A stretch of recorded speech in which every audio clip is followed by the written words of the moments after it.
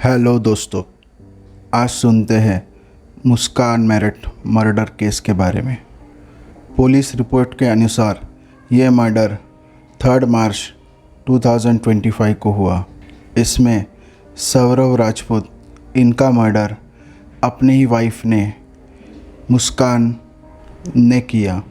So let's see details of the case. Muskan और सौरव, इनकी प्रेम कहानी बचपन में शुरू हुई।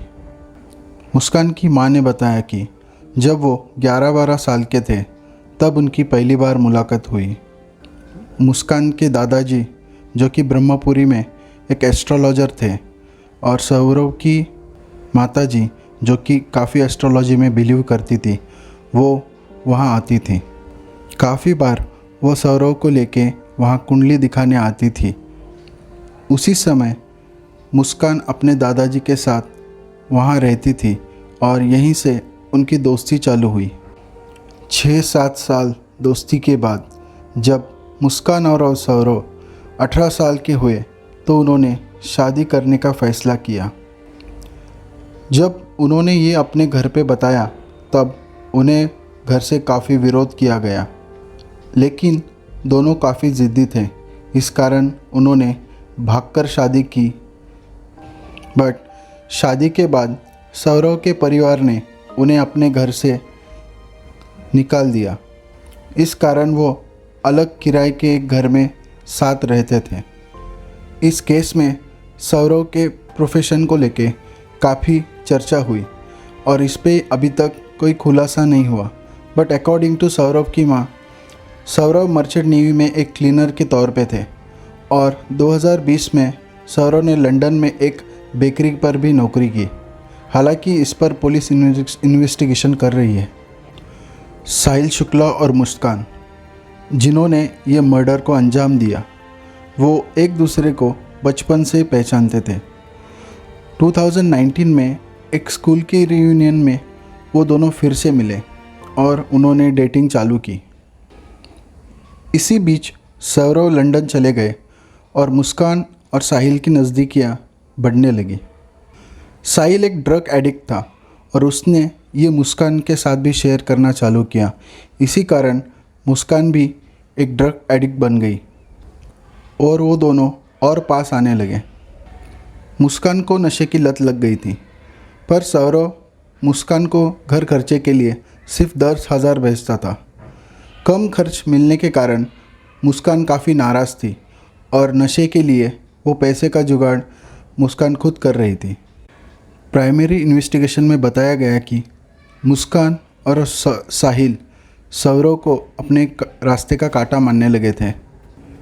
मुस्कान और सौरव की मैरिड लाइफ इतनी अच्छी नहीं चल रही थी। मुस्कान के अफेयर के बाद रिश्ते और भी ख़राब होने लगे।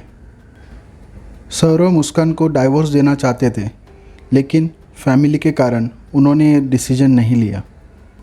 लेकिन मुस्कान साहिल के साथ शादी करना चाहती थी। हालांकि ये इतना इजी नहीं था, क्योंकि मुस्कान और सौरव की एक 5 साल की बेटी थी। इसी कारण उसने सौरव का मर्डर करने का सोचा, जो कि काफ़ी अंधविश्वासी था, और मुस्कान ने इसी कमज़ोरी का फ़ायदा उठाया।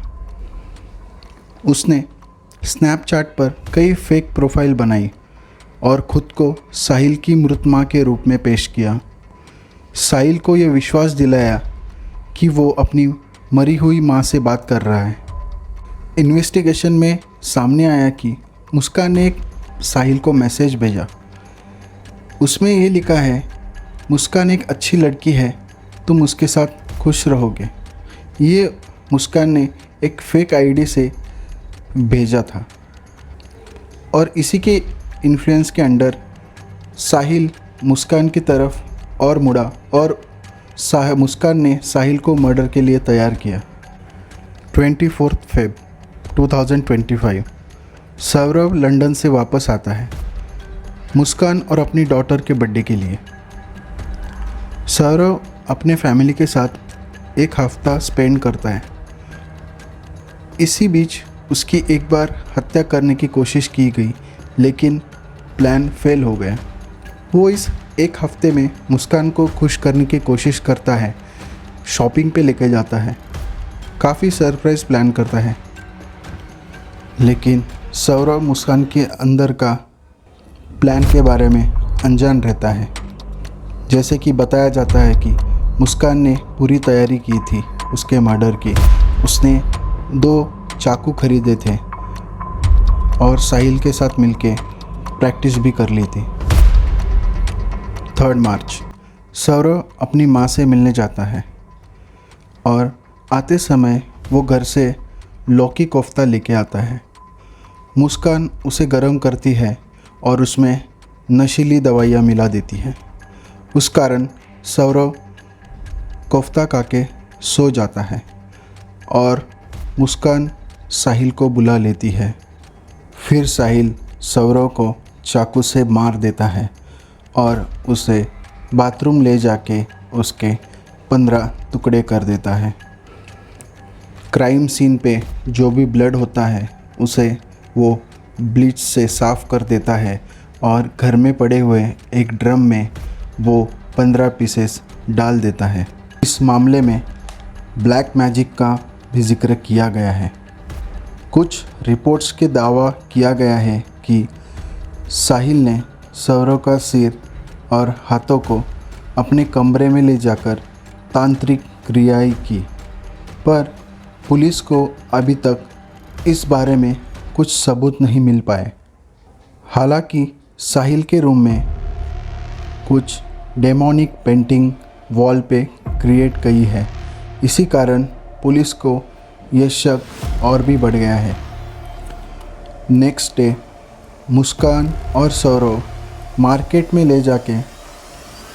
में जाके ड्रम एंड सीमेंट खरीद के लाते हैं और जो सौरव के बॉडी के पीसेस थे उनको उसमें डाल के सीमेंट के साथ कवर कर देते हैं ताकि बदबू ना फैले।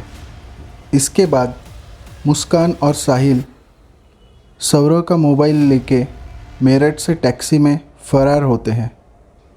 वो मेरठ से शिमला कसोल में 12 दिन की छुट्टियां मनाने गए होते हैं और सौरव के घर से जो भी फ़ोन मैसेज आते हैं उनको वो सिर्फ मैसेज से रिप्लाई करते हैं ताकि कोई शक ना हो।